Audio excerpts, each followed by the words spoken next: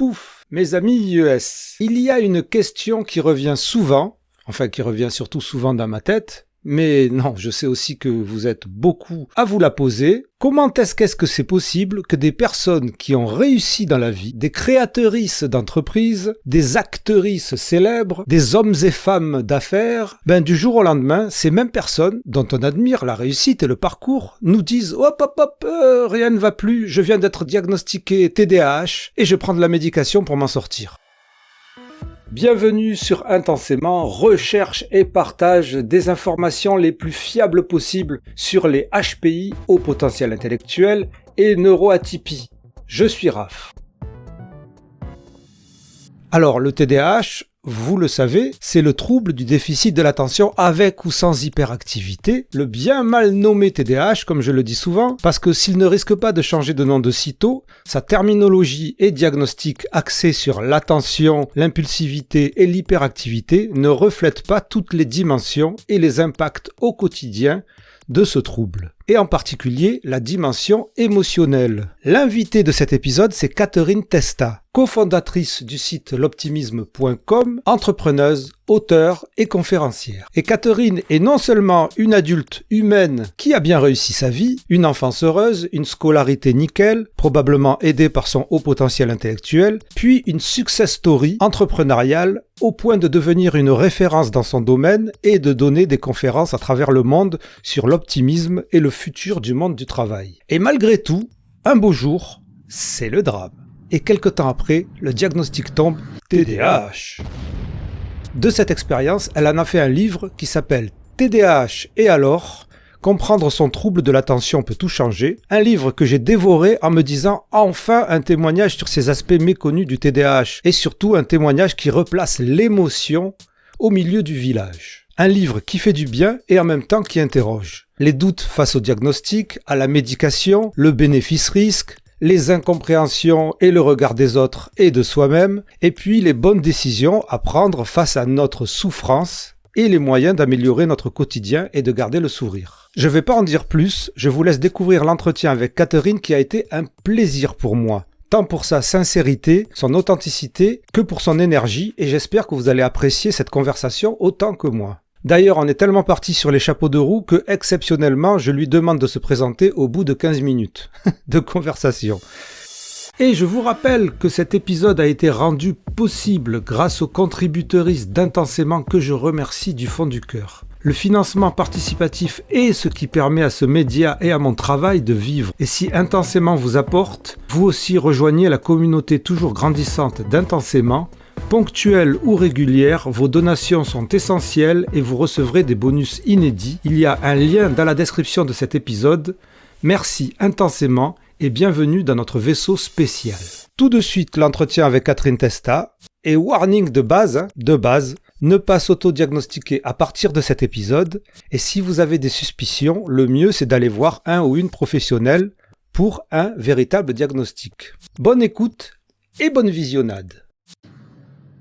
Catherine, bienvenue sur Intensément. Bonjour, merci pour l'invitation. Franchement, j'ai été vraiment honnêtement surpris par ton livre parce que je m'attendais pas à ça. J'avais regardé un peu plutôt des vidéos de entre guillemets personnalités quand elles parlent de leur TDAH et souvent ça dévie vers des trucs qui sont pas très fiables, qui sont pas très marqués par une information assez basée sur la recherche, sur les faits, sur les études et tout ça. Et toi, c'est super factuel, c'est vraiment bien. Et ceci dit, voilà, c'est toujours difficile les témoignages. Pourquoi c'est difficile les témoignages? Parce que il y a d'un côté le TDAH avec sa description clinique, avec le diagnostic et les critères qu'on doit atteindre pour être diagnostiqué avec certains seuils. Et puis il y a d'un côté le TDAH tel que le décrivent aussi les spécialistes et aussi quelquefois les études. Et puis il y a aussi le TDAH tel que le vivent les gens, avec ce qu'on pourrait appeler un profil TDAH et qui n'est pas unique, comme tu le dis toi-même, qui est très divers, mais on peut quelquefois se reconnaître dans les expériences, peut-être à condition d'avoir le même style de TDAH, j'en sais rien, ou la même expérience, je sais pas. C'est vrai que quand tu écris un livre là-dessus, tu sais, j'étais un peu en panique en me disant, moi, ça, c'est ma façon de compenser à moi. En fait, tu vois, que j'ai beaucoup analysé forcément avec le recul, on en parlera. Et de temps en temps, je le comparais avec d'autres copains concernés en me disant, mais pourquoi toi, t'es comme ça? Tu sais, j'avais un peu la petite perle de sueur en me disant, mon Dieu, est-ce que je suis pas en train de décrire quelque chose qui est tellement personnel, dans lesquels tout le monde, évidemment, ne peut pas se reconnaître. Mais moi, ce que j'avais vraiment envie de faire dans le livre, c'était de mettre des mots sur les émotions. Tu vois, je trouve justement, pour pas rentrer dans les histoires d'études, en plus, la science, elle avance sur le sujet. Et Ben je me oui, suis oui, dit, oui, oui. voilà, si je commence à parler de la science aujourd'hui, bah, ça doit se remettre à jour. Donc, ce que toi, tu peux faire sur une chaîne YouTube, parce que régulièrement, tu vas chercher les études les plus récentes, un bouquin, ça reste, en fait. Et je me suis dit, il faut que je minimise, en fait, le côté symptômes, etc., qu'on peut retrouver sur Internet. Et je vais plutôt parler de ce que j'ai vécu avec, à mon avis, moi, le grand message du livre. Tu me diras ce que tu as trouvé, toi, comme grand message du livre. C'est si vous vous posez une question, osez aller consulter. C'est ça, je crois que c'est un peu le message dans le livre. Si autorisez-vous à aller consulter si vous vous posez une question, en fait. Alors moi, le grand message du livre, alors je ne sais pas si on peut appeler ça un grand message, parce que le passage où tu parles de ta pote à qui tu as osé envoyer un message pour lui dire excuse-moi si en fait je te contacte, alors je sais plus exactement les termes, mais excuse-moi si en fait je te contacte pas depuis très longtemps, depuis autant de temps, tout ça, c'est parce que en fait j'ai un TDAH, tu as essayé d'expliquer. Et pour le coup, j'ai pris mon téléphone. J'ai pris la personne à qui ça faisait plusieurs mois que je voulais envoyer quelque chose et j'étais comme toi, en fait, c'est de la procrastination TDAH typique, quoi.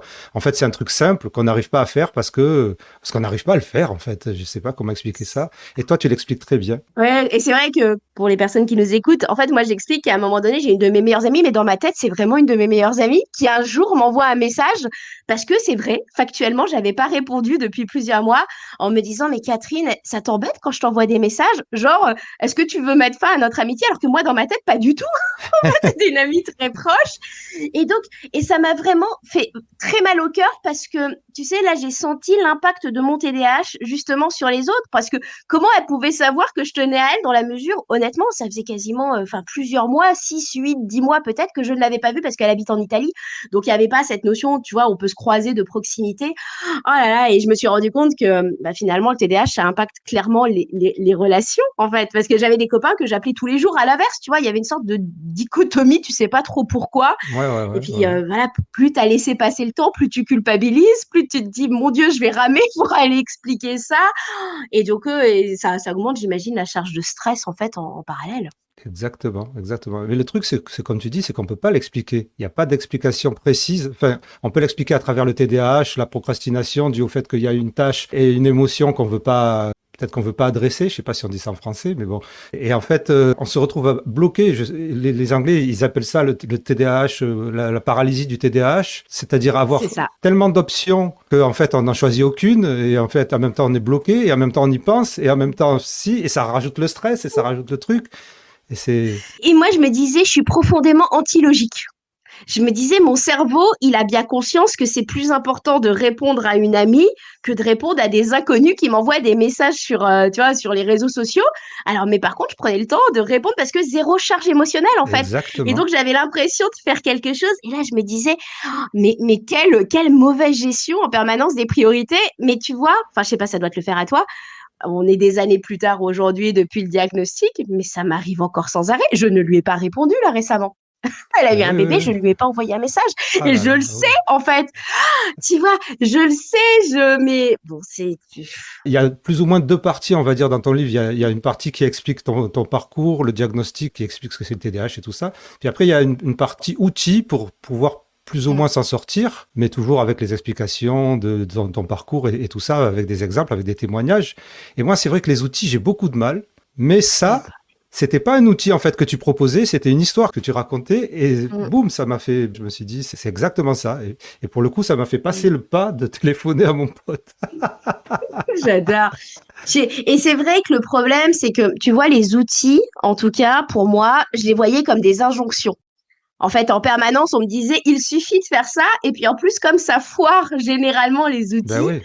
Je me disais, mais j'y arrive pas. Et puis, tu vois, dans mon métier au quotidien, je travaille avec le monde du travail, mais les coachs en organisation qui ont voulu me sauver quand je disais, j'ai trop de mails, etc., etc., j'en ai eu des centaines qui voulaient, tu vois, m'apprendre à m'organiser, mais ça ne marche pas du tout de la même façon. Mon cerveau, tu vois, va expliquer à quelqu'un qu'il est antilogique. Et c'est vrai que dans le livre, tu vois, je me suis plutôt calée sur les émotions que je pouvais vivre en me disant, si vous vivez les autres, rassurez-vous, vous n'êtes pas non plus tout seul.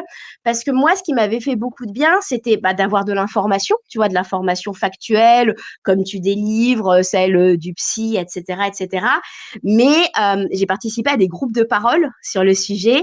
Et quand tu entends les autres raconter les mêmes failles que toi, je trouve que tout d'un coup, ça te soulage, en fait, en te disant, punaise, en fait, baisse du niveau de culpabilité. Et c'est vraiment ce que j'ai voulu essayer de marquer. C'est pour ça que le livre, il est un peu intime. Tu vois, je ne l'ai pas Oui. donné à lire à mes proches en me disant, mon Dieu, qu'est-ce qu'ils vont en penser? Donc, mais je trouvais que c'était une façon en fait de parler du TDAH que j'avais pas vu en fait aborder un peu plus aujourd'hui parce que il y a un décalage entre le moment où tu écris le Ben oui. livre Oui, oui. ou le livre tu vois où tu le relis où le livre est publié, tu as t'as plusieurs années en fait moi qui sont passées entre l'un et l'autre donc on en parle un petit peu plus mais il y a encore les choses qui sont assez intimes comme ce genre d'exemple tu vois j'ose pas le publier sur les réseaux parce que je sais que ma pote elle va le voir si je le dis sur les réseaux. Bref, va falloir que que moi aussi je l'appelle en fait, que je la réappelle en fait, voilà, que je Ben, la réappelle. C'est c'est terrible, hein, exactement, c'est terrible. c'est exactement ce que tu dis, c'est-à-dire, en fait, je ne suis pas arrivé à le formuler comme ça, et toi, tu le formules bien, dans le sens, tu vas vers les émotions. Et c'est vrai que depuis maintenant quelques années, on commence à comprendre qu'il y a vraiment une grosse composante émotionnelle dans le TDAH. Il y a une dysrégulation émotionnelle et un vécu émotionnel qui est vraiment très important. Alors que jusqu'à présent, même chez les personnes qui témoignaient, elles témoignaient des problèmes d'attention, des problèmes d'impulsivité, des problèmes d'hyperactivité, mais pas tant que ça des problèmes émotionnels qu'on peut ressentir. Alors que tout ça, de toute manière, c'est un processus global. Mais c'est très juste, mais tu sais, moi je me faisais la réflexion, c'est aussi que quand tu témoignes souvent auprès de psy, en fait, finalement, et il y a plein de choses auxquelles tu penses pas à parler. Tu vois, à un moment donné, je sais plus si je le marque dans le livre ou si ça a sauté, parce qu'il faut savoir que j'ai voulu écrire un livre pour les personnes concernées aussi par le TDAH, donc je suis passée de 600 pages à 200, forcément, donc il y a eu beaucoup, beaucoup, beaucoup d'élagage. Et à un moment donné, je me rappelle d'être dans un groupe de parole et il y avait un mec qui était artiste dans ce groupe de parole qui visiblement était connu parce qu'il avait un agent, il sortait de plateau radio. J'ai aucune idée de qui c'est. Je pense que c'était un artiste plutôt pour les jeunes, en fait. Et du coup, c'est lui qui témoignait en disant, tu vois, moi, quand j'ai plus d'argent sur mon compte A, sur mon compte bancaire A, j'ai plus d'argent sur mon compte bancaire A, je vois la notification, j'en ai sur mon compte bancaire B, mais tu sais, il faut faire un transfert du compte bancaire B vers le compte bancaire A. Et il dit, et je fais comme si j'avais pas vu le message. Genre, le fait de pas ouvrir le message, de pas ouvrir le mail, c'est comme si je l'avais pas vu. Et moi, je me suis toujours dit, je fais la même chose. Alors, en plus, tu sais que tu vas te taper un agio derrière et tu sais que c'est Ben juste oui. te connecter pardon, mais sur une application. On n'est pas sur un gros niveau de, Ouais, de ouais. demande. Et quand ce mec-là a dit ça, je me suis dit, punaise, j'y avais pas pensé, tu vois, j'avais pas fait les parallèles. Et dans la salle, on était plusieurs.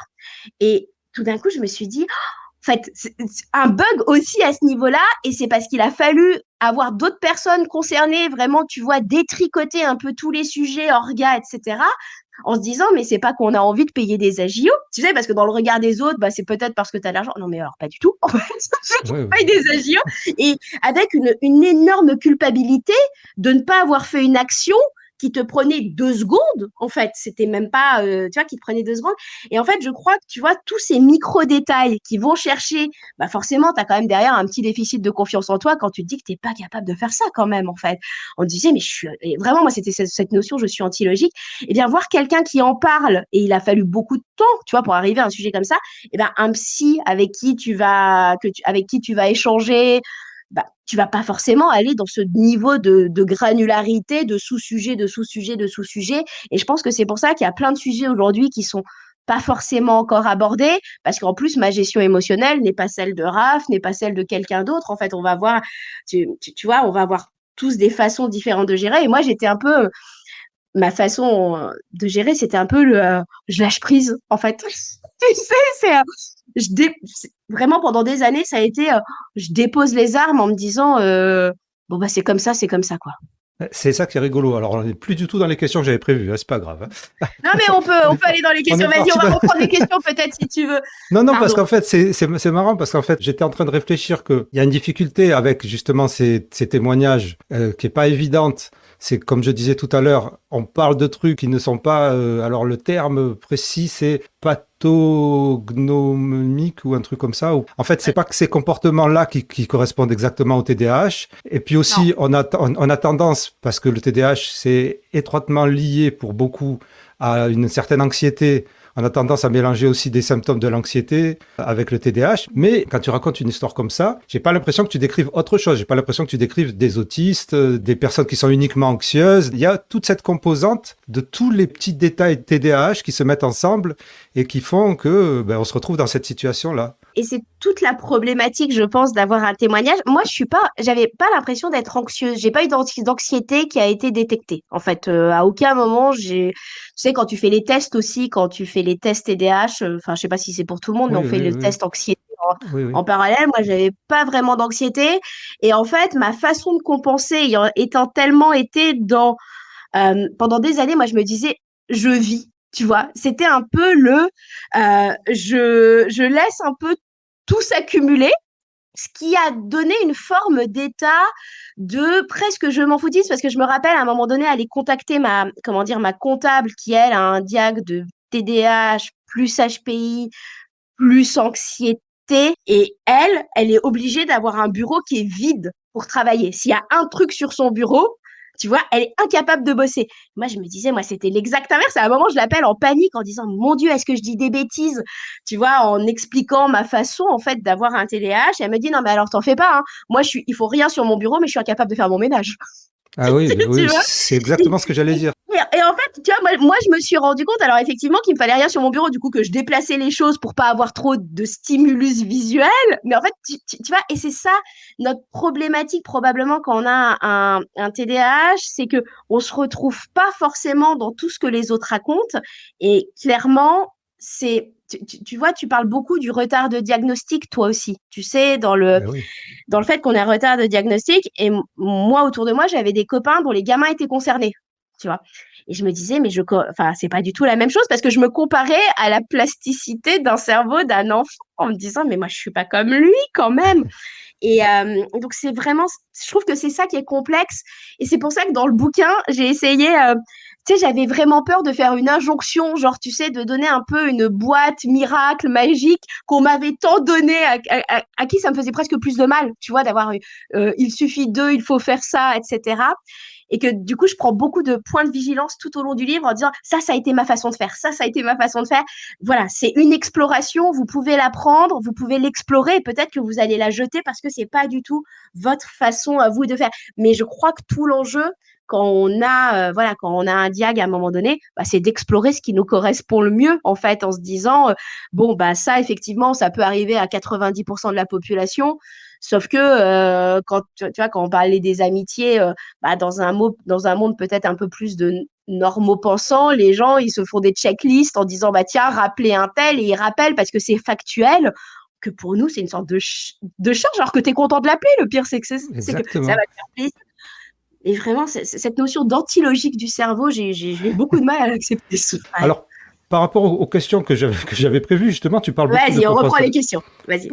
Non, mais tu parles beaucoup de compensation et c'est intéressant de se dire qu'une personne comme toi, alors c'est vrai que je t'ai pas demandé de te présenter, tu pourrais peut-être te présenter vite fait, 2 minutes pour les personnes Ça qui te marche. connaissent pas. Bah, bonjour à tous peut-être. Je m'appelle Catherine. À la base, je suis scientifique de formation. Je pense que c'est important de le dire. Je suis diplômée en sciences et génie de l'environnement et j'ai travaillé pendant 8 ans en France, à l'international, sur les sujets de développement durable, avant de m'intéresser au sujet global de l'optimisme, parce que j'étais clairement dans une forme presque, tu vois, d'éco-anxiété de la vie, de vraiment, il n'y a rien qui va, enfin, les gens se rendent pas compte, tu vois, j'étais un peu là-dedans et je voyais plein de sujets qui n'étaient pas du tout abordés dans le monde du travail. Moi, je suis vraiment câblée sur le monde du travail.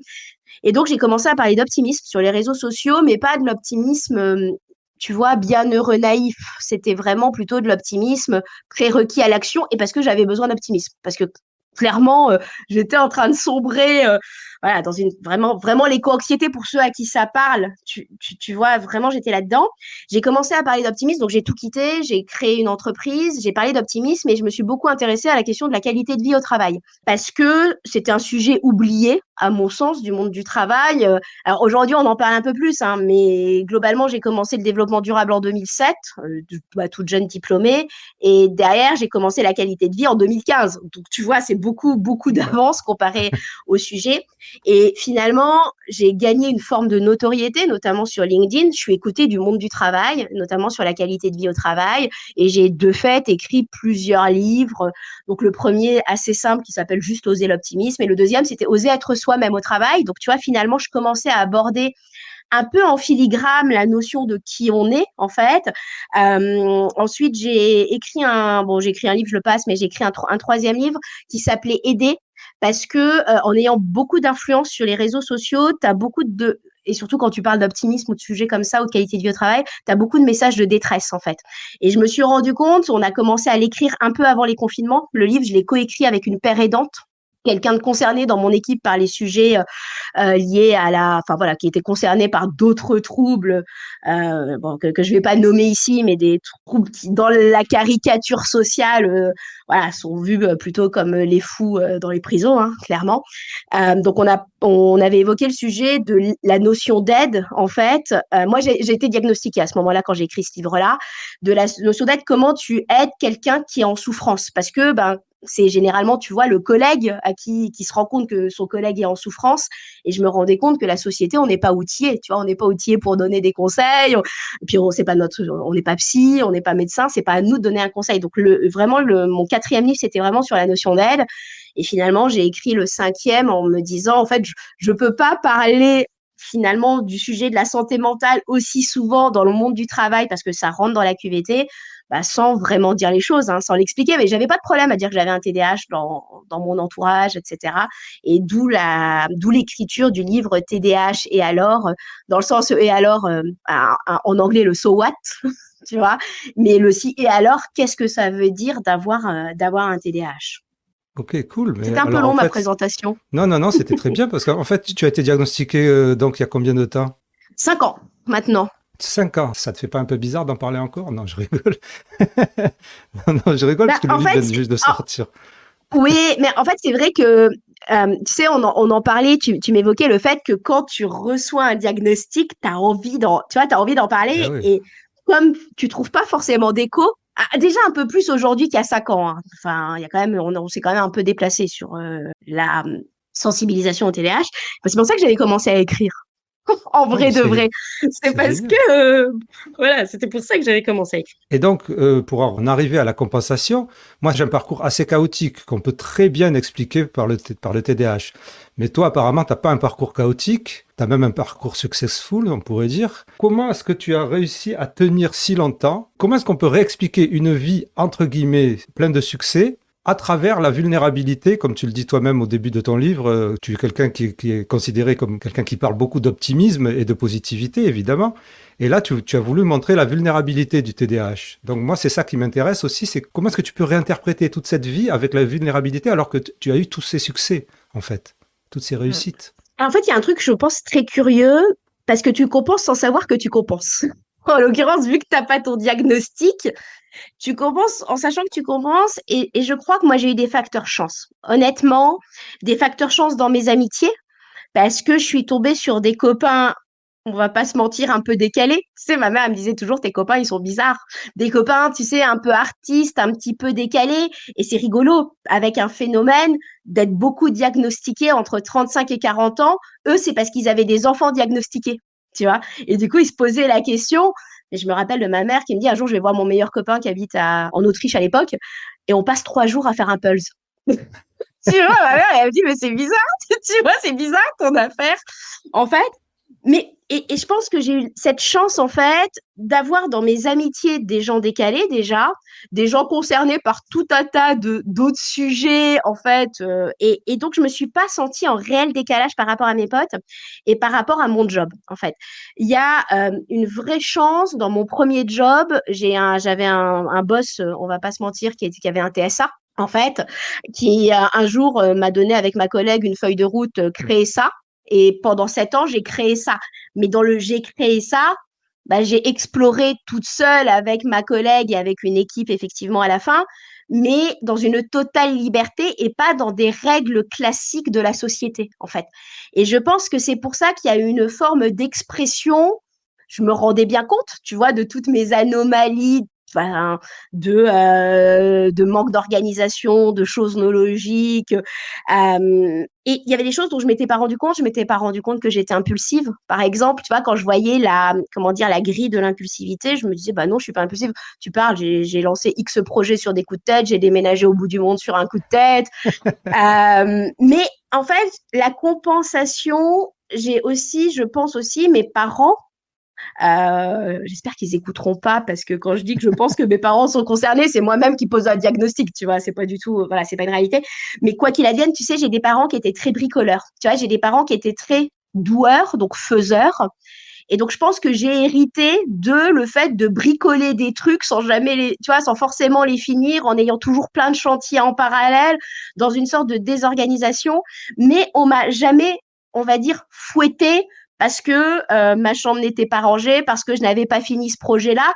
Tu vois, cette notion qui, pour moi, a été un vrai sujet quand j'ai eu ma propre boîte, tu sais, de fermer les dossiers, en fait, de terminer les projets. Eh bien, dans tout le reste de ma vie, ça n'a pas été un sujet de vraie douleur. Et j'avais fait deux choses, je pense. La première, d'ailleurs très corrélée au sujet du développement durable, enfin, très vite, je me suis dit, les autres ne comprennent pas ce que je dis. Je me rappelle me dire au collège, les autres peuvent pas comprendre. Mais vraiment, alors je ne sais pas si c'était quelque chose d'arrogant ou si c'était du dépit, mais j'avais fait ce constat. Je me rappelle traverser la rue au collège en me disant les autres peuvent pas comprendre, en fait. Voilà.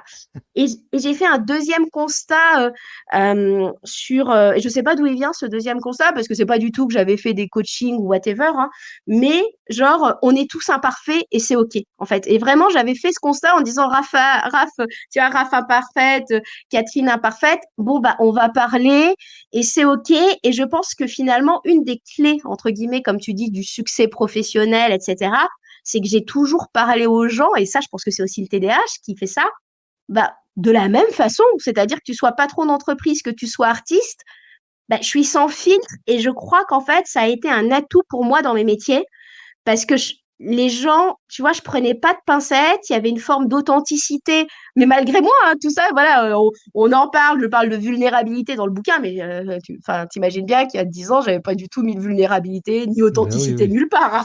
c'est clair. Et je crois qu'en fait, ce TDAH m'a permis, ben, finalement, de lever tout un tas d'obstacles. Et c'est pour ça qu'au démarrage, moi, je me disais, c'est parce que bah, je suis souriante, je suis sympa. Du coup, voilà, les gens, ils m'écoutent sur le développement durable, ils m'ont écouté sur la QVT. En fait, je pense que c'est juste parce que bah, j'étais authentique et que je leur parlais, enfin, je parlais à un humain, tu vois, je parle pas à une casquette métier. Et je pense que une des parts du succès, finalement, dû au TDAH, mais après, ma vie, c'était un chaos. On va pas se mentir.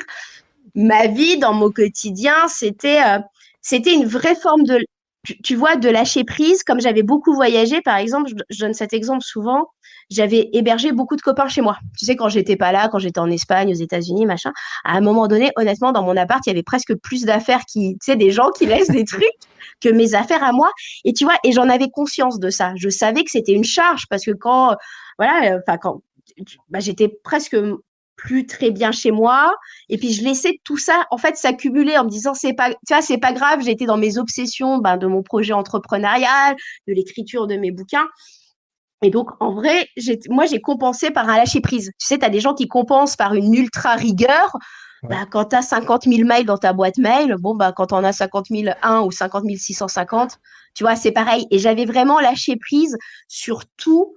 Et dans mes compensations, bah, quand j'ai commencé à avoir une toute petite équipe, tu vois, bah, la première personne que j'ai recrutée, c'était une assistante, entre guillemets, bah, qui gérait toute la compta de ma boîte, mon agenda. J'avais 3 personnes qui avaient accès à mon agenda. Et en fait, vraiment, je m'étais déresponsabilisée, mais Ça doit être cool, avec. ça. Non, c'est pas une bonne Non, c'est pas solution cool. parce qu'en fait, en fait, c'est que tu peux l'expérimenter, mais en fait, derrière, tu te sens pas capable de faire. C'est-à-dire que moi, j'avais l'impression, et après, elle est sortie de la boîte parce que, à un moment donné, ça faisait 5 ans, je lui ai dit, il faut que tu ailles voir autre chose, tu vois. Et du coup, tout d'un coup, je m'étais dit, oh, mon Dieu, est-ce que je vais réussir à gérer mon agenda? Et le psychiatre, d'ailleurs, il m'avait dit, il faut que vous repreniez possession de votre agenda. Tu vois, à un moment donné, 3 personnes qui mettent dans l'agenda. Et en fait, comme je suis assez, on va dire, souple de caractère, d'un point de vue global, et ben, d'oublier un truc, de faire demi-tour du bout de la ville, zéro émotion parce que normal, tu vois. Et donc, ne pas anticiper les restos, les vacances, je m'adaptais toujours aux autres parce que je prenais ma responsabilité de ne pas faire. En vrai, j'assumais profondément les conséquences, en fait. Je pense que c'est avec une fluidité, à mon avis, voilà, avec une fluidité et probablement dû au fait qu'on m'avait pas fouetté dans mon enfance, dans mes travails, en me disant il faut faire autrement, quoi. Ah, c'est super intéressant, puis ça résonne aussi avec mon parcours de vie, mais bon, je ne vais pas insister sur mon parcours de vie, sinon on en a pour 30 ans. Mais c'est vrai que Non, moi, vas-y. non, mais c'était juste le fait que moi, à un moment, j'arrêtais pas de voyager. Et c'est vrai que passer d'un endroit à l'autre tout le temps, sans qu'il y ait une routine précise, ça aide beaucoup. On n'a pas cette pression-là. On doit s'adapter tout le temps. Donc, comme on est super curieux et qu'il y a toujours des trucs à faire et tout ça, on est super content. Et ça enlève un poids quelque part dans la vie. Hyper intéressant. Tu vois, j'avais même pas fait le lien. Tu vois, comme quoi tu peux réfléchir à ton impact du TDAH. Et c'est vrai que moi, je me disais, à l'étranger, c'était beaucoup plus souple. Et je pensais que c'était parce que j'avais moins de trucs avec moi. Tu sais, quand tu as moins de choix de Ah oui, oui, fringues, oui, par exact, oui, oui. exemple, moins de responsabilités, d'appart, de trucs à gérer. Et j'avais pas pensé que c'était aussi cette notion de curiosité qui fait que naturellement, tu vas plus t'installer dans le café pour aller, voilà, pour Ben oui, aller bosser parce carrément, qu'il y a quelque chose d'un carrément. peu dur. Ah, t'as raison. J'avais pas fait le Ne parallèle. serait-ce que prendre le métro dans un pays étranger où tu comprends pas la langue, mais c'était un régal pour moi. C'était génial, quoi, en fait. Le supermarché à l'étranger, mais c'est un parc Ouais. d'attraction, quoi. Bon, bref. C'est, c'est clair. Ouais, je vais pas rentrer dans les détails, sinon on va parler pendant 3 ans. On parlera pendant 3 ans si tu veux, plus tard. Vas-y. Alors, qu'est-ce que je dis? Ah oui, donc c'est ça l'histoire, c'est que qu'est-ce qui fait, succès ou pas succès, chez un adulte, qu'est-ce qui fait, en tout cas chez toi, qu'est-ce qui a fait d'un seul coup que tu as dû te tourner vers un diagnostic, que tu t'es dit, ben non, ça va pas, alors qu'on a l'impression que tout va bien. C'est comme moi, pareil, quand je te raconte l'histoire quand j'étais plus jeune et que je voyageais partout à droite à gauche, en plus j'avais tout un tas d'activités artistiques, c'était génial. Pourtant, rétrospectivement, je vois aussi les problèmes que j'avais à cette époque, des problèmes mais énormes. Mais c'était quand même Ah, pareil. génial. Alors, qu'est-ce qui fait que d'un seul coup, tout fait pouf, chez toi en tout cas? La souffrance, en fait. À un moment donné, il y a vraiment une année où j'arrivais plus. En fait, à un moment donné, je m'étais re-responsabilisée pour prendre mes billets de train. On est dans du micro-détail, hein, mais c'est une réalité. Et je prenais dans une année, mais genre j'ai pris mes billets à la mauvaise date, dans le sens inverse. Et un jour, je me prends Pardon. une prune dans le train. Mais c'est ridicule, mais en fait, ça tient vraiment. Je crois que, tu sais, un jour, tu as le truc en trop qui fait que tu vas y aller. Et je me retrouve à prendre un train pour aller à un événement, en fait, avec plutôt des influenceurs, comme on dit, quoi. Et là, j'avais pris mon billet dans le sens inverse du train en expliquant à la nana, si je suis dans ce sens-là, ça veut dire que je peux pas être dans l'autre en même temps, à la contrôleuse qui me met 100 euros 135 euros, je crois, mais un truc délirant, tu vois, une amende délirante. Et là, je me mets à pleurer. Je suis pas du tout pleureuse dans la vie. Vraiment, c'est pas du tout ma composante de caractère. Et là, je suis inconsolable, tu vois. Et là, je me dis, il y a un bug. Tu vois, il y a vraiment, vraiment, vraiment un bug. Surtout pour une amende. Tu vois, la proportion, ma réaction face à ça. J'arrive à l'événement, je suis un peu sur le dur. Il faut savoir que moi, j'avais déjà des gens autour de moi qui m'avaient dit, va consulter. Tu vois, j'avais des copains qui étaient psychologues, machin, qui me disaient, tu vois, va consulter. Il y a quand même un truc voilà, quand tu nous racontes ce qui se passe. Pour moi, j'avais une sensation de débordement. Vraiment, tout était en train de déborder et tout devenait de plus en plus difficile dans le quotidien. Tu vois, prendre un billet, je triple, quadruple, quintuple fois vérifier parce que je savais que j'avais ce risque-là. Alors que jusque-là, moi, j'avais été vraiment dans le lâcher-prise. Genre, Ouais, bon, ouais, limite, c'est pas exact. grave. Certains spécialistes qui m'ont parlé de ce qui arrivait justement aux collégiens et aux lycéens, c'est-à-dire vraiment de contrôler tout ce qu'on fait parce qu'on sait on a perdu 20 000 fois ces choses, donc on contrôle tout le temps tout ce qu'on fait et ça devient une anxiété ou un TOC ou un truc comme ça. Et ouais, je comprends très bien. Bah, ma comptable, c'était ça. Tu sais, quand je te parlais de, comment dire, le fait qu'elles doivent travailler avec un bureau vide, le psychiatre lui a dit justement qu'elle avait développé un TOC, en fait, à cause, parce elle avait compensé comme ça tout au long de sa vie. Et moi, mon outil de compensation jusque-là, ça avait vraiment été c'est pas grave, tu vois, je suis comme ça. Voilà, tu vois, c'était cette notion de fête. Et là, je rentrais dans des vraies zones de douleur, en fait. À ce week-end-là, à un moment donné, pareil, je suis pas pleureuse, je me mets à pleurer en plein milieu d'ARPA où il y a 18 personnes juste limite quelqu'un qui m'avait demandé comment ça va. Tu vois, et là, je me dis, tu vois, pas du tout ma composante de caractère, vraiment, et des gens que je connais pas bien, enfin, que je connais, mais pas, tu vois, pas mes meilleurs potes, pas des confidents, machin. Et là, dans la chance que j'ai eue, c'est que vraiment dans l'audience qui était là ce week-end-là, il y avait une nana qui était psychologue, en fait, spécialiste, donc elle-même concernée par un TDAH, et donc elle accompagnait notamment les TDAH, et elle me redit à ce moment-là, vas-y. Et en fait, ça a été le déclic, la souffrance corrélée à voilà, des personnes qui me disaient, va voir pour ça, parce que je pense enfin, je sais pas, en tout cas, moi, c'était pour ça. Pour moi, je n'osais pas aller consulter parce que je me disais, je suis dans l'effet Barnum. Comme il y a plein de symptômes que tout le monde peut avoir, je me disais juste que c'était moi qui n'arrivais pas à faire. Presque la honte, entre guillemets, d'avoir trop bien réussi parce que je me comparais aux enfants de mes copains concernés. Donc, moi, j'avais vraiment cette notion, bah non, mon parcours scolaire. Après, quand tu relis à l'inverse tout le parcours, tu te rends compte que, je veux dire, c'était écrit au milieu de la feuille, que j'avais que j'avais un TDAH. Mais comme ça Exactement, avait, exact. Mais mais je crois tout qu'en en plus, fait. tu as un HPI ou... Oui, ouais. D'accord. Mais Donc, détecté, effectivement, c'est mais le côté... non sujet. Enfin, moi, ça a jamais été un sujet en fait. Oui, Tu vois, non, non, mais ce que je veux dire, c'est que justement, ça peut aider justement dans le parcours scolaire. Je veux dire, moi, le problème que j'ai eu, parce que c'est vrai, c'est véritablement un problème sur lequel je reviens, c'est que tous mes soucis étaient mis de côté par les professeurs parce que j'étais très bon élève, en fait. Et je pense que c'est toute la problématique. Alors, on peut pas dire que c'est une problématique parce que ça nous a aussi aidé à compenser. Ah ben oui. Mais moi, j'avais une forme de culpabilité en ayant mon entreprise parce que, tu sais, comme tu bosses vite, il y avait toujours, je rattrapais tout le temps le retard. Tu vois, je rattrapais quitte à pas dormir. J'étais capable de bosser 3 jours de suite, machin. Et je me rendais compte, en fait, que j'étais vraiment dans une grosse forme de culpabilisation parce que j'angoissais les gens tu vois, qui faisaient des plannings à plusieurs semaines en avance parce que moi, voilà. Et j'avais vraiment cette forme de culpabilité, mais vraiment, je suis allée consulter quand j'étais en souffrance et quand je me suis autorisée à me dire, mais c'est pas parce que sur le papier, il y a une forme de réussite, en fait, tu vois, quand il y a souffrance, et j'avais tellement peur de m'auto-diagnostiquer et de faire perdre le temps à un psychiatre dont le temps est compté, que vraiment, ça a vraiment participé au retard de diagnostic, ça, tu vois, de me dire, j'ai trop réussi pour avoir un TDAH. C'était ouais.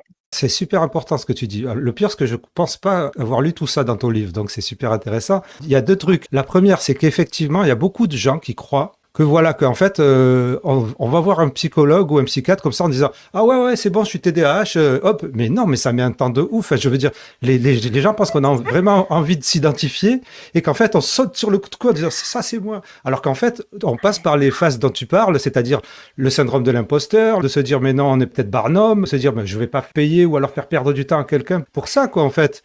Et l'autre truc, c'est pourquoi est-ce que tu as relié le fait de craquer émotionnellement avec le TDAH? En fait, j'ai pas forcément relié le fait de craquer émotionnellement avec le TDAH, mais là, je me suis dit, il y a un problème. En fait, j'ai besoin d'aide. Et effectivement, ça faisait plusieurs. Tu vois, c'était encore assez embryonnaire ce qu'il y avait sur le TDAH en France. Il y avait plus de choses. En tout cas, mon algorithme ne le poussait pas comme aujourd'hui, probablement. Donc, je voyais ce qui était aux États-Unis. Comme les US, ils avaient quand même de l'avance sur le sujet en disant il y a du surdiagnostic, il y a tout ça. Et du coup, je voulais retarder, mais étant en souffrance, me disant qu'il y avait un bug, j'avais envie d'explorer le bug. Et tu vois, j'avais besoin, en fait, à un moment donné, je me suis posé la question, est-ce que je fais un burn-out? Tu vois, en me disant, j'ai trop de taf, machin, mais il me manquait plein de symptômes. Tu vois, comme je travaille avec le monde du travail en plus sur le sujet, je me rendais bien compte que c'était pas ça non plus. Et donc, c'est là où je me suis dit, j'ai besoin d'aide. J'ai besoin de quelqu'un qui m'accompagne. Je suis pas passée par les cases, je suis même pas passée d'abord par la case psychologue. Je suis directement allée voir un psychiatre en me disant, je vais avoir un Ouais. diagnostic. Je suis directement avec le problème que les psychiatres, tu as un énorme délai. Donc déjà, quand tu as un TDAH, tu sais, tu as envie de le faire tout de suite. Moi, limite, Ben oui. voilà, je rentrais de mon week-end, fallait le lendemain. Et ben après, voilà. Mais Donc voilà, tu prends un rendez-vous, je sais plus, j'ai eu 2, 3 mois plus tard ou quelque chose, tu vois, ou quelque chose comme ça. Donc, mais c'est parce que je me suis dit, j'ai le droit de poser une question. Tu vois, je me suis autorisée, tu vois, enfin, je veux dire, quand t'as mal au dos, tu te poses pas la question d'aller voir un médecin et qu'il te dise non, c'est pas ça. Bah, je me suis dit, même si c'est pas ça, il va me dire ce qu'il y a, en fait. Parce que j'avais vraiment des faisceaux d'indices quand même. Je me disais, je me Oui, retrouvais quand parce que même. c'est ce que j'allais te poser comme question. Est-ce que tu es quand même venu en lui parlant plus ou moins de symptômes du TDAH ou alors vraiment à blanc en disant ça va pas? Non, je lui ai dit, je sais pas ce que j'ai, je sais, voilà, je lui ai raconté mon parcours, je lui ai raconté le fait que j'avais une boîte. À un moment donné, je me disais, c'est parce que je suis saturée par ma boîte, il faut que je ferme ma boîte, en fait, et j'arrivais pas à démêler. Tu vois, moi, je voyais vraiment, tu sais, la pelote de laine emmêlée, en fait, Exactement. et j'avais besoin de quelqu'un qui m'aide, en fait, à tirer les fils en disant, et vraiment en disant presque honteuse, bah, je lis des trucs sur le TDAH, je sais pas si c'est ça, je veux pas m'auto-diagnostiquer, tu sais, je lui disais, voilà, je veux pas faire votre métier à votre place, je sais pas si c'est ça, mais je me pose des questions, voilà, sur tout ça, et j'avais besoin qu'on reparte de zéro, en fait. J'avais besoin de quelqu'un qui me fasse page blanche, en fait, et où on repart de zéro pour comprendre ce que c'est, parce que moi, j'ai toujours eu des problèmes, entre guillemets, d'addiction à la nourriture, tu vois, donc en fait, j'avais plein de raisons, en vrai, tu vois, d'aller consulter, mais bah, dans mon regard, c'était entre guillemets pas assez pour aller. Et pourtant, j'ai pas du tout un problème avec les psys. Et je le dis, bah, si toi, tu as voyagé, tu dois le voir. Aux États-Unis, limite, aller voir un psy, c'est la classe presque. Bah, c'est normal, ça montre que tu as de la thune, ça montre que tu as du temps, que tu as machin. Enfin, et donc, j'ai jamais eu un regard connoté en fait sur les psys. En plus, moi, dans mon entourage, j'en ai. Donc, mais là, j'avais besoin de quelqu'un de neutre aussi. Parce que tu vois, souvent aussi, ce qui peut te jouer des tours, c'est quand tu as des copains qui sont psy eux-mêmes, machin. Et moi, j'avais vraiment, en fait, fallait que j'aille un tiers neutre, tu vois, qui me connaissent pas du tout, où on repart de zéro, où je raconte, entre guillemets, la vraie histoire, pas celle de mes potes, quoi. Je suppose que le diagnostic, il te l'a pas fait le jour même, si, non, peut-être? Alors, Non, ah, non, voilà. j'ai eu 3, 4 séances. Et bah, après, tu passes moi, j'ai pris un médicament derrière, donc tu passes par la case aussi prise de sang et comment ça s'appelle, l'électrocardiogramme, là, le truc pour Ouais, le cœur, le machin. Non, l'ECG, ouais, ouais, c'est l'ECG, ouais. le CG hyper long. Le truc en plus, tu vois, c'est hyper long. Et Mais je pense que ça fait partie du parcours, en fait, oui, aussi. voilà. Comment tu t'es senti durant tout ce processus, justement, le diagnostic? Qu'est-ce que ça t'a fait et la médication? Alors moi, il y avait un paradoxe, c'est que je pense que j'aurais été déçue si j'avais pas eu ça. C'est-à-dire que je m'étais, tu vois, tellement reconnue dans les symptômes que je me disais, punaise, si c'est pas ça, je pars d'encore plus loin, en fait, tu vois. Donc, le diagnostic, pour moi, a été une forme de, on va dire, de soulagement, mais pareil, plein de doutes, en me disant, quand tu vas voir un psychiatre spécialisé, donc il est spécialisé de plusieurs trucs, mais dont le TDAH, je me dis, est-ce qu'il voit des TDAH partout? Tu vois, tu remets tout un peu en permanence en question. Puis, tu vois, j'essayais d'être vraiment le plus juste possible en me disant non, c'est pas parce que moi je pense que c'est ça. Donc, tu vois, je répondais le plus juste aux questions. Je suis beaucoup. J'avais de la chance parce que j'étais en train de ranger le grenier de chez mes parents en même temps. Donc, j'ai été retombée sur tout mon matos scolaire, en fait. Donc, tu vois, je reparcourais ça, mais des trucs que j'avais complètement oubliés, des bouquins que je lisais gamine, enfin, tu vois, des trucs de ma boule, quoi. Et donc, le processus, il a été long. Moi, j'étais presque impatiente. On va pas se mentir, j'étais presque impatiente. Et jusqu'à ce qui arrive, donc le diagnostic avec la question, est-ce que je veux, en fait, c'est pas comme ça, hein, est-ce que je veux prendre un médicament? Et le sujet du médicament, j'étais bah, très partagée dans la mesure où ma consommation de médoc par an, ça doit être, je sais pas, 2 Doliprane les mauvaises années. T'as de la chance, hein? Mais je pense que ça va avec la composante de caractère de fluidité. Tu vois ce que je veux dire? Et donc, vraiment, pas pro-médicament. Alors, vraiment pas du tout pro-médicament, tu vois, dans la vie. Mais souffrance. Clairement, souffrance. Et vraiment, en fait, je sentais qu'une fois que j'avais compris que j'avais un TDAH, eh ben, il y allait avoir un vrai cheminement. Alors, je crois que c'est ça qu'on appelle la psychoéducation. Je suis pas Oui, bien oui, oui, sûre, oui, mais oui, oui, c'est la psychoéducation, ouais. tu vois, de compréhension de ton trouble. Et moi, je savais Exactement. que j'avais des montagnes, en fait, de choses à faire et à mettre en place bah, pour être plus fonctionnelle. Et j'étais vraiment j'avais deux solutions. Soit je fermais ma boîte, je prenais 6 mois, tu vois, en me disant, je ne, voilà. Soit, bah, tu dois continuer parce que tu as une vie classique, en vrai. Et j'arrivais pas, en fait, j'arrivais pas, j'arrivais pas. Tu vois, clairement, j'arrivais pas. Et c'est marrant parce que moi, le médicament, j'y croyais pas. En plus, tu vois, c'était un peu, je comprenais pas comment un médicament allait gérer mes grosses zones de douleur qui étaient pour moi vraiment la notion d'organisation, d'anticipation, de procrastination. Pour moi, c'était insensé de penser qu'un médicament allait pouvoir aider là-dessus. Mais vraiment, ça, je me disais peut-être sur l'hyperactivité, sur des trucs, mais qui n'étaient pas ma plus grosse zone de douleur, en fait. Bah, moi, ma zone de vraie douleur, à un instant T, c'était parce que j'avais une boîte que j'arrivais plus à fonctionner fonctionnellement dans une entreprise avec toutes les contraintes de l'entreprise et des salariés. Et donc, je prends le médicament parce que je me dis, j'explore, donc on sort avec le psychiatre, machin, je commence par...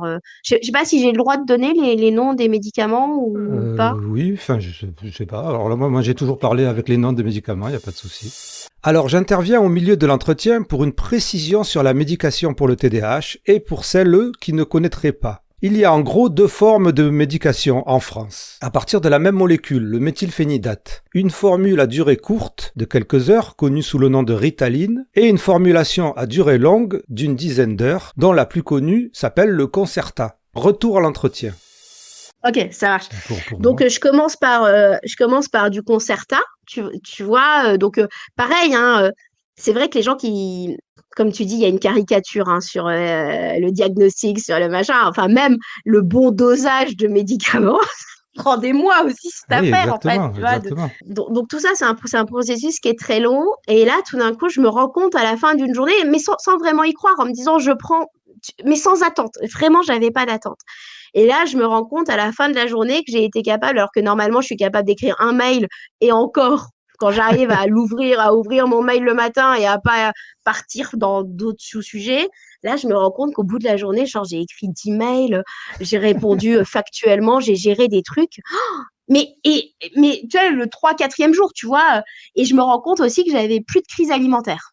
Et là, je me dis, what the fuck, tu vois. C'est à préciser, c'est que ce soit Concerta, Ritaline ou n'importe quelle forme de méthylphénidate, déjà les actions sont plus ou moins longues et plus ou moins différentes. Et puis surtout, c'est pas one size fit all. C'est chacun a ses réactions différentes, des effets différents, des effets secondaires aussi différents, ou il y en a même qui en ont pas. Moi, honnêtement, pas d'effet secondaire. C'est-à-dire que, tu vois, pas de dépression, pas de machin, vraiment, pas d'effet secondaire. Sauf que je me rends compte que j'arrive à m'organiser. Et là aussi, c'est là où je comprends que finalement, mon problème de rapport à la nourriture n'est ni plus ni moins qu'une addiction et un manque aussi, alors il n'y a pas que ça évidemment, hein, je ne vais pas mettre tout sur le TDAH, comme on dit, on a tendance à tout mettre aussi à un moment donné Exactement, sur le TDAH, mais bah, tout d'un coup j'arrive à anticiper les choses, donc j'arrive à anticiper le fait qu'il faut que je pense à manger et que je ne mange pas à 23h n'importe quoi sur une impulsion parce que j'ai pas pensé à faire une pause tu vois, de la journée, et donc en fait des choses se régulent auxquelles je m'attendais pas. C'est ça aussi qui était assez surprenant.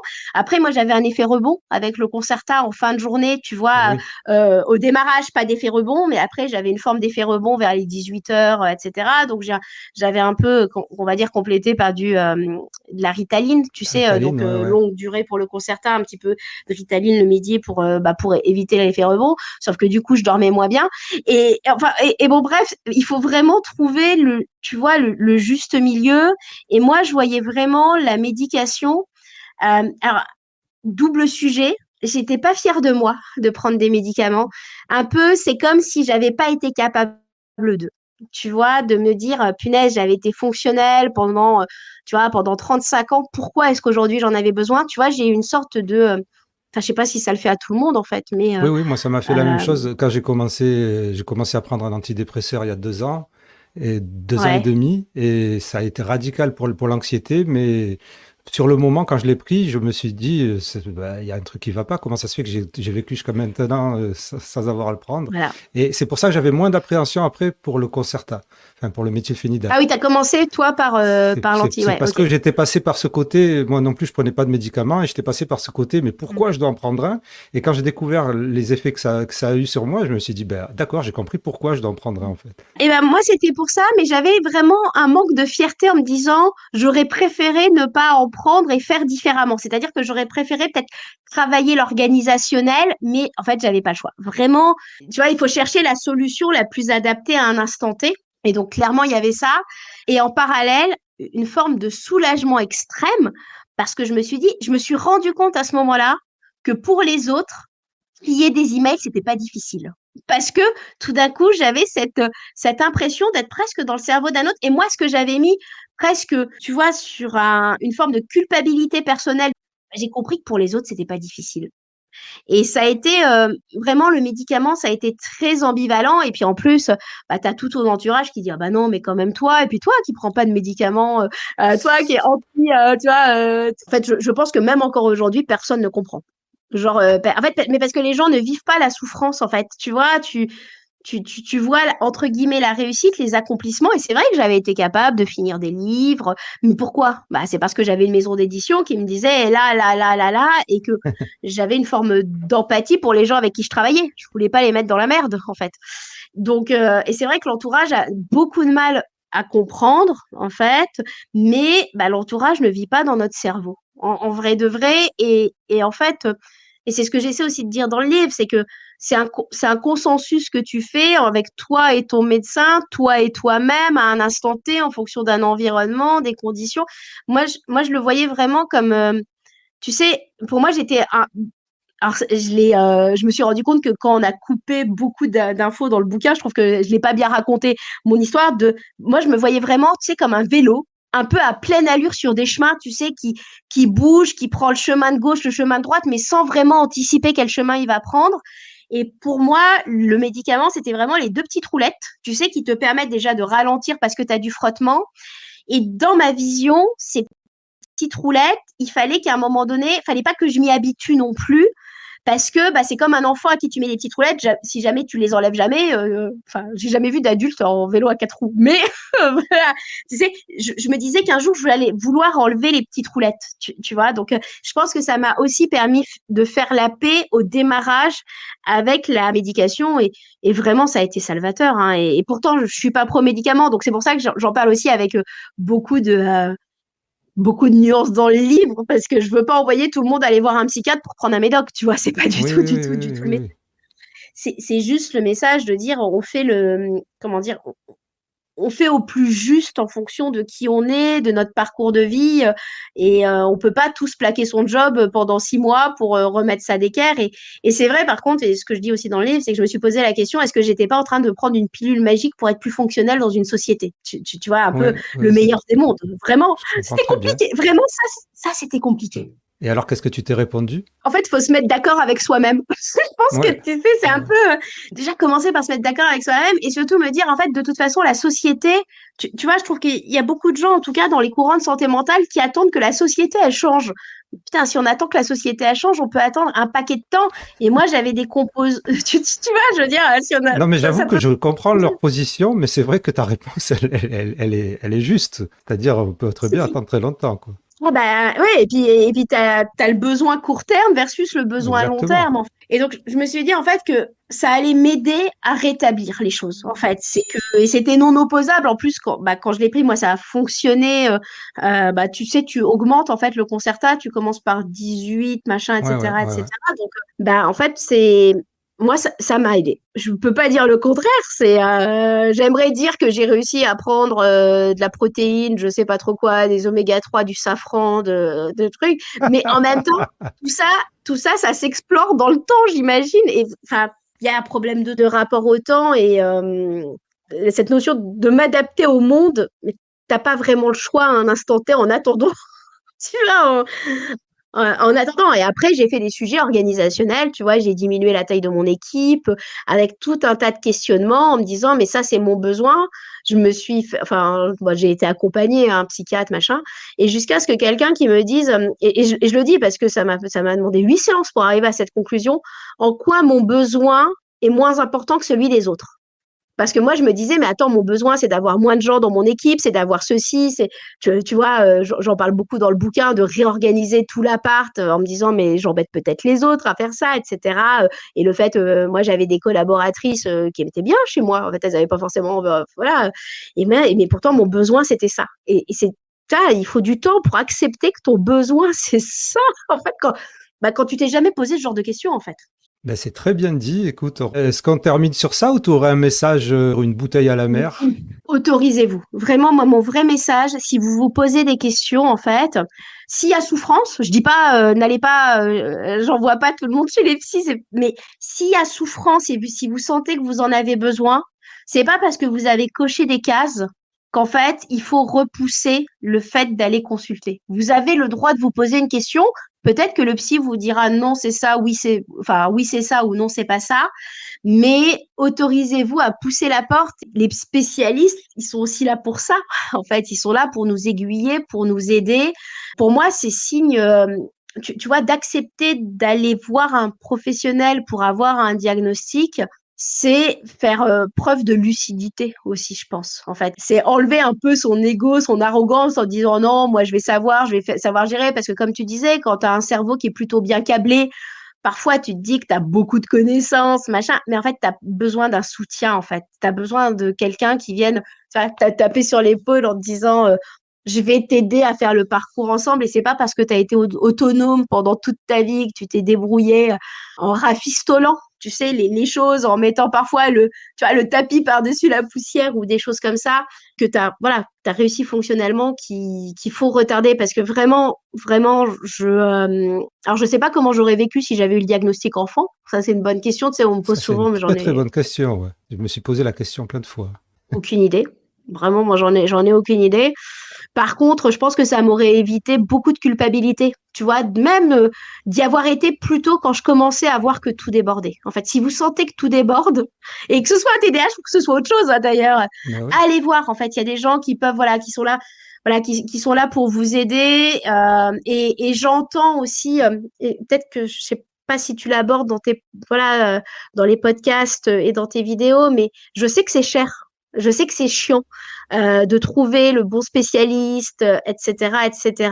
Voyez, enfin, c'est horrible ce que je vais dire, mais limite, il faut mieux mettre de l'argent de côté pour aller faire ça que d'acheter un iPhone.